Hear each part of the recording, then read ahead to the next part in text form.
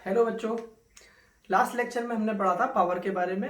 Power discuss की थी, electric energy discuss की थी।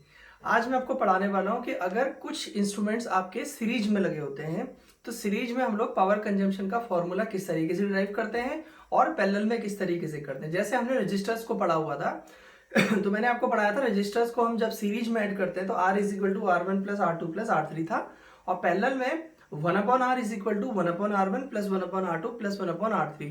मैंने आपसे ये भी डिस्कस किया था कि हालांकि सिलेबस से हटा दिया है इस साल के लिए, पर्टिकुलर ईयर के लिए, लेकिन आपको करना क्या है, पढ़ना चाहिए उन्हें वो, क्योंकि चीजें आपकी यूज होती हैं। तो अभी देखिए, जब हम डेरिवेशन सॉल्व करेंगे, हम डेरिवेशन सॉल्व करने वाले हैं कि अगर हमारे पास कुछ अप्लायंसेस सीरीज में लगे होंगे तो हमें रेजिस्टेंस के सीरीज कॉम्बिनेशन का फॉर्मूला अप्लाई करना पड़ेगा। तो इस तरीके से हमारे लिए सीरीज पैरेलल के फॉर्मूले हमें बेसिक पता होने बहुत जरूरी हैं। फॉर एग्जांपल, मैं आपसे कहता हूं कि मैं आपसे क्या पढ़ाने वाला हूं कि कॉम्बिनेशन ऑफ, मैंने कहा इलेक्ट्रिक अप्लायंसेस इन सीरीज। तो हम एक टॉपिक पढ़ लेते हैं, कॉम्बिनेशन ऑफ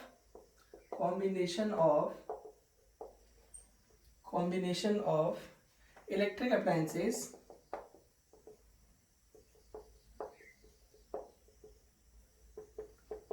इन सीरीज।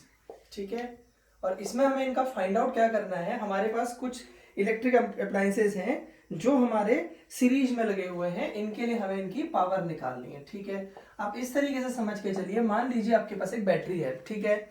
आप एक बैटरी में सपोज एक वायर से आप एक 60 वॉट का, एक 100 वॉट का, एक 200 वॉट का बल्ब जला रहे हैं और तीनों को एक ही वायर से आपने कनेक्ट किया हुआ है तो वो सीरीज कॉम्बिनेशन हो गया। जैसे आपने शादी बारातों में देखा होगा कि टेंट में आपने देखा होगा कि टेंट में ऐसे ऊपर से ऐसे बल्ब एक वायर से कनेक्ट करके लगाते हैं, तो वो सीरीज कॉम्बिनेशन हो गया। अगर अलग अलग लगाए जाते हैं, जैसे हमारे घरों में है फैन का स्विच अलग होता है, बल्ब का स्विच अलग होता है, एसी का स्विच अलग होता है, तो हर चीज का हमारे पास स्विच अलग अलग होता है।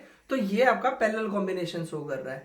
वो जो चीज है आपकी एक ही के साथ अगर सारे के सारे कनेक्ट कर दिए जाएंगे तो सीरीज कॉम्बिनेशन हो जाता है, और अगर अलग अलग में आप लगा रहे हैं तो वो आपका पैरेलल कॉम्बिनेशन हो जाता है। तो कहने का मतलब ये है कि आपने पहले तो सीरीज और पैरेलल कॉम्बिनेशन को समझना है।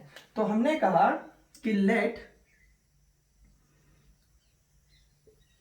यहां पे V वोल्ट मैंने अप्लाई कर दिया, और यहां पे मैंने इस तरीके से तीन डिवाइसेस, मैंने कहा तीन अप्लायंसेस लगा रखे हैं इस तरीके से। ठीक है, आपके पास इसके लिए पावर जो है, इसका पावर कंजम्पशन P1 है, इसका P2 है और ये P3 करता है। तो जैसे मैंने आपको समझाने के लिए बोला कि फॉर एग्जांपल आप अपने समझने के लिए ले लीजिए आपके पास कोई सोर्स है, कोई बैटरी है, उस बैटरी से आपने वायर कनेक्ट किया, वायर कनेक्ट करके उसमें आपने एक सपोज 60 वॉट का, एक 100 वॉट का और एक आपने 200 वॉट का बल्ब लगा दिया। ठीक हो गया इस तरीके से आपने तीन बल्ब लगा दिए हैं। इसमें जब हम डिफाइन करते हैं तो वॉट और यहाँ पे वोल्टेज है। तो मान लीजिए मैंने कहा, अब let us consider that we have manufactured all the three devices such that they operate for the same potential, या they operate at the same potential। तो इसके लिए भी मैंने कहा सपोज V पोटेंशियल है, इसकी पावर P1 है, पोटेंशियल ये V वोल्ट पे आपका एक्ट कर रहा है, ये P2V है और यहाँ पे P3 और यहाँ पे कितना आपका V है। ठीक है, ये तो 60 वोल्ट वगैरह मैंने आपको एक प्रैक्टिकल डेमोन्स्ट्रेशन के लिए, समझाने के लिए इस तरीके से आपका लिख दिया। ठीक है, इस तरीके से मैंने कहा कि let us consider three devices, three electrical appliances having powers P1, P2, P3. They are manufactured such that they operate at the same potential V. Potential for all the devices is V, and let their resistances be R1, R2 and R3 as they are in series. So series resistance क्या होता है आपके पास, R is equal to R1 plus R2 plus R3। ठीक है, अब क्या बोलेंगे, R1, R2, R3 are in series. तो हमने कहा कि भाई अगर ये सीरीज में है तो सीरीज का फॉर्मूला होता है, अगर इक्विवेलेंट रेजिस्टेंस निकालना है, that is R is equal to R1 plus R2 plus R3। But we are looking for the formula of resistance, we are looking for the formula of power. So what we are going to do, we know power P is equal to VI, but in this section we are not dealing with the current, we are dealing with the power and voltage.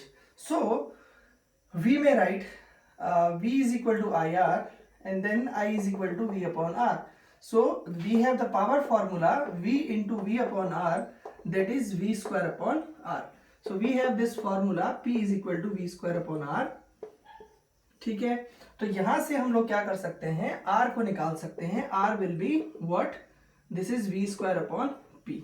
ठीक है, आपके पास are की value ये आ गई है। अब यहाँ पे ध्यान दो बच्चों, हम क्या कर सकते हैं, अब पहले वाले के लिए लिखते हैं। तो आर की जगह पे क्या है, पहले वाले के लिए R1 है। इस तरीके से मैंने कंस्ट्रक्ट किया है। आप यहाँ पे कंफ्यूजन नहीं होना है कि आप सोचेंगे कि अगर सीरीज कॉम्बिनेशन में हम लोग देखते हैं रजिस्टर्स के, तो ये आपके पास V1, ये V2, ये V3 होता है। बिल्कुल होता है, एग्जैक्टली होता है। लेकिन अभी मैंने इस तरीके से डिवाइसेस ले रखी है कि तीनों की तीनों V वोल्ट पे ऑपरेट कर रही है। तो यहाँ पे आप ध्यान दीजिए, R1 की जब आप बात करते हैं तो R1 कितना होगा आपके पास, R1 हो गया, और यहाँ पे V लिया हुआ है मैंने, तो V स्क्वायर अपॉन कितना हो जाएगा, ये V स्क्वायर अपॉन P1, इसकी पावर P1 है। और ऐसे R2 हो जाएगा, वो हो जाएगा R स्क्वायर अपॉन P2, और ऐसे R3 हो जाएगा आपका V स्क्वायर अपॉन P3 हो जाएगा। ठीक है, तो अब आप करने वाले क्या है, जल्दी से इसको नोट कर लीजिए, उसके बाद इस फॉर्मूले में पुट कर दे तो आंसर हो जाएगा हमारा। तो यहाँ पे देखिए, आप इतने में लिख देता हूं नाउ। अब क्या होने वाला है, नाउ देखिए, आर की जगह पे कितना लिखने वाले हैं आप लोग, वी स्क्वायर अपॉन पी, और इस R1 की जगह पे कितना लिखेंगे आप, V square upon P1 plus V square upon P2 plus V square upon P3। ठीक है, तो वी स्क्वायर से वी स्क्वायर कैंसिल आउट हो जाएगा, तो आपके पास आ क्या जाएगा, 1 upon P is equal to 1 upon P1 plus 1 upon P2 plus 1 upon P3। ये आपके पास फॉर्मूला हो गया। 1 upon P is equal to 1 upon P1 plus 1 upon P2 plus 1 upon P3। तो इस तरीके से हम लोग इसको देख सकते हैं अगर हम सिस्टम की बात करते हैं। ठीक है, तो ये हमारे पास कौन सा कॉम्बिनेशन हो गया, हम देख रहे हैं कि अगर सीरीज में इलेक्ट्रिक अप्लायंसेस लगे होते हैं तो उसमें आपका रेसिप्रोकल रिलेशनशिप एग्जिस्ट करता है, कि ये एक दूसरे के रेसिप्रोकल में एक, मतलब यहाँ पे आप बोलेंगे कि रेसिप्रोकल में ये फॉर्मूला रहता है 1 upon P is equal to 1 upon P1 plus 1 upon P2 plus 1 upon P3। ठीक है, जल्दी से इसको नोट कर लीजिए। अब combination of electric appliances in series की जगह यहाँ पे हमारे पास पैरेलल आ जाएगा। ठीक है, तो हम इसको यहाँ पे थोड़ा सा चेंज करने वाले हैं।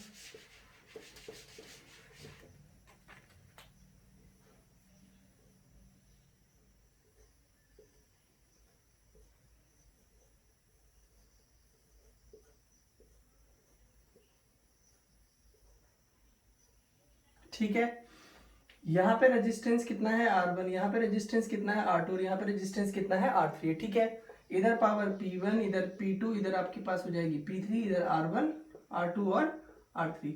अब तो कोई परेशान होने की बात ही नहीं है, पैरेलल में तो पोटेंशियल सबके लिए V रहेगा। तो R1, R2, R3 are in parallel. Parallel में तो क्या हो जाएगा, 1 upon R is equal to 1 upon R1 plus 1 upon R2 plus 1 upon R3। ये फॉर्मूला होता है हमारे पास।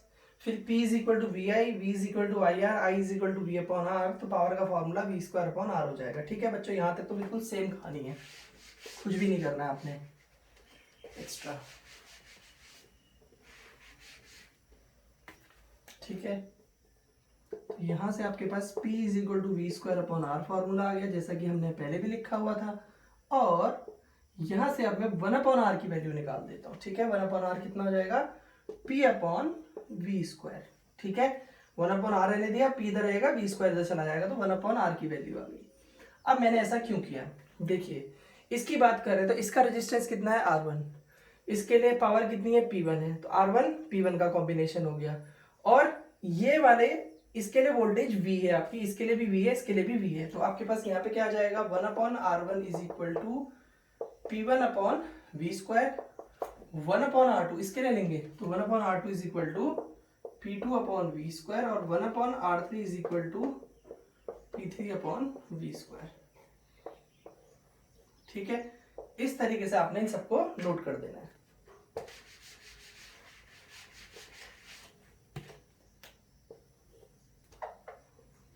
फिर उसके बाद क्या होगा, देखिए 1 अपॉन आर वाले में अगर आप बात करते तो 1 अपॉन आर की जगह आपने लिख दिया है P अपॉन वी स्क्वायर, यहाँ पे P1 upon V square plus P2 upon V square plus P3 upon V square. तो वी स्क्वायर से वी स्क्वायर कैंसिल हो जाएगा, तो P is equal to P1 plus P2 plus P3। इस तरीके से आप देख सकते हैं। तो आप देख रहे हैं कि जब आपके पास पैरेलल कॉम्बिनेशन है तो इस तरीके से आप ऐड कर देते हो। तो आपको डायरेक्ट कोई क्वेश्चन भी आ सकता है एग्जाम में, जैसे सपोज कुछ कह देगा कि 3 डिवाइसेस हैं पैरेलल में काम करते हैं, जैसे मान लीजिए हमारे घर में ही हैं आप अपने समझने के लिए ऐसे समझ सकते हैं कि आपका मान लीजिए फैन आपका 200 वॉट पे काम कर रहा है, एक बल्ब है आपके घर में मान लीजिए 50 वॉट पे काम कर रहा है, एक अपने प्रेस लगा रखी है वो 250 वॉट पे काम कर रही है फॉर एग्जांपल। तो आपको बोलना है कि टोटल पावर कितना हो रहा है, तो आपने करना क्या है 200 what plus 50 what plus 250 what यानी कि आपका 500 वॉट, यानी कि 500 जूल। वॉट क्या था, जूल पर सेकंड होता है, ठीक है, पावर वर्क अपॉन टाइम होता है।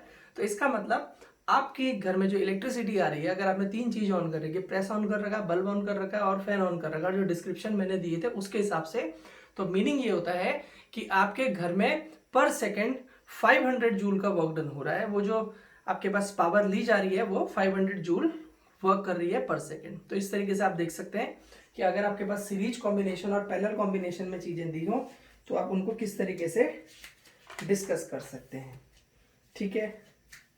फिर अभी हम लोग क्या करने वाले हैं, नेक्स्ट लेक्चर में कुछ अगला करेंगे। Thank you.